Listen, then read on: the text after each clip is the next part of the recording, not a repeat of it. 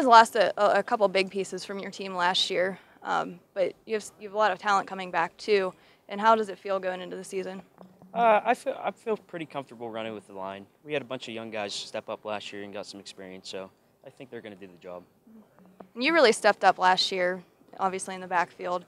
How do you think that you can improve from last year to this year?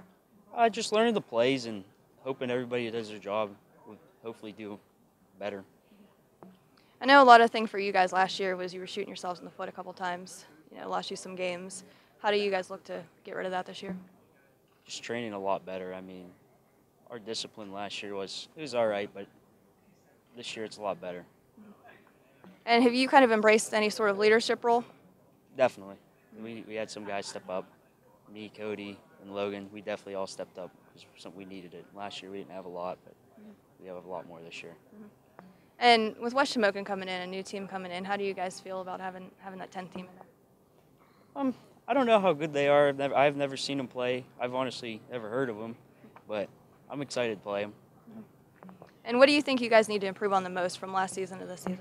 Our defense. Our defense was definitely weak for us last year. Our offense put up a lot of points, but our defense gave up a bunch of points, so kind of equaled each other out. Right. And then last year in that last game, do you feel like you're going to have a chip on your shoulder after that loss? Not really. I don't know. Do you think anybody else will have a chip on their shoulder about it? Yeah, I mean, they had that one guy that ran all over our defense, so